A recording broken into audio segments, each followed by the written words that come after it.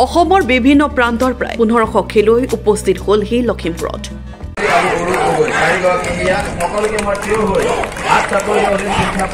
মনত জয়ী হোৱাৰ দুৰ্দান্ত সাহস লৈ নামিলে নৰ্থ লখিমপুৰ বিশ্ববিদ্যালয়ৰ খেলপথাৰত।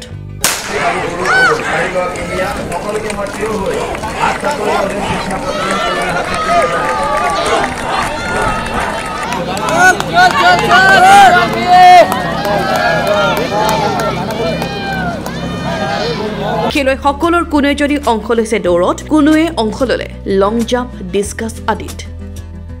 5000 আছে, 5000 ইভেন্ট 200, 400, 100 গোটেইখিনি আছে। মোৰ আছে এতিয়া জাজ কৰিব ওলাইছো, চেষ্টা কৰোঁ কিমান পাৰোঁ। মই হাই জাম্প, লং জাম্প আৰু 60 মিটাৰ, 100 মিটাৰ, 200 মিটাৰ। এতিয়া ছেমিফাইনেল আছে। 45 সংখ্যক আন্তঃজিলা এথলেটিক্স প্ৰতিযোগিতাৰ দৃশ্যয়া।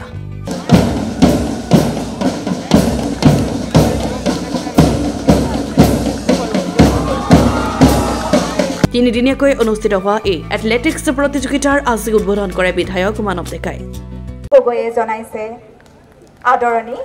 চাওক, আজি 45th athletics meat Assam athletics সন্থা আৰু লখিমপুৰ জিলা ক্ৰীড়া সন্থাৰ উদ্যোগত অনুষ্ঠিত হৈছে।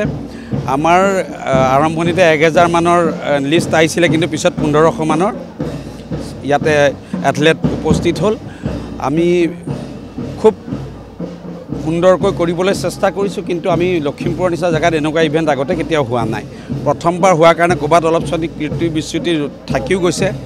মই তেওঁলোকৰ ওচৰত ক্ষমা বিচাৰিছোঁ, কিন্তু এতিয়ালৈকে যিমানখিনি আমি ফিডবেক পাই আছোঁ, আজি তৃতীয় দিনা খুব সুন্দৰকৈ হৈ আছে। আৰু আপোনালোকে দেখিছে যে লখিমপুৰৰ এই এথলেটিক্স ট্ৰেক একদম বিশ্ব মানদণ্ডৰ, আৰু আমি প্ৰশংসিত হৈছোঁ, সমাদৃতও হৈছোঁ বিভিন্ন জেগাৰ পৰা অহা টেকনিকেল ষ্টাফ হওক, খেলুৱৈসকলৰ পৰা। মই আশা কৰিছোঁ যে লখিমপুৰৰ ক্ৰীড়া জগতত ইতিমধ্যে কেইবাটাও আমি নৱসংযোজন কৰিছোঁ। ইনডোৰ ষ্টেডিয়ামত ইতিমধ্যে আমাৰ সম্পূৰ্ণ হৈ যোৱাৰ পিছত তাত table tennis ranking, badminton ranking এই কম্পিটিশ্যনবিলাক হৈছে। তাৰ উপৰি আপোনালোকে দেখিছে ইনডোৰ টেনিছ ষ্টেডিয়াম অকল লখিমপুৰত আছে। আমি এতিয়া স্কোৱাছ কোৰ্টখনো মুকলি কৰি দিম, আৰু 8 মাহ পিছত আমাৰ ষ্টেডিয়ামৰ কাম সম্পূৰ্ণ হ'ব। এয়া আমাৰ আৰম্ভণি। ইয়াৰ পিছত লখিমপুৰৰ ৰাইজে বিভিন্ন ৰাষ্ট্ৰীয় পৰ্যায়ৰ আৰু ৰাজ্যিক পৰ্যায়ৰ ক্ৰীড়া ইয়াত অনুষ্ঠিত হোৱা দেখা পাই গৈ থাকিব। এই উদ্বোধনী অনুষ্ঠানত উপস্থিত থাকে মোহময় অভিনেত্ৰী প্ৰীতি কংকনা আৰু প্ৰিয়ম পল্লৱীৰ লগতে বহু গণ্যমান্য ব্যক্তি।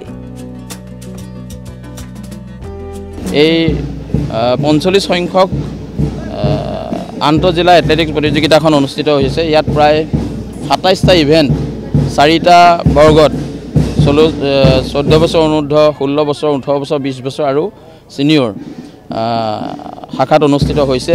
প্ৰায় 1217জন প্ৰতিযোগীয়ে অংশগ্ৰহণ কৰিছে, আৰু এইটো 3 দিন এই খেলখন অনুষ্ঠিত হ'ব।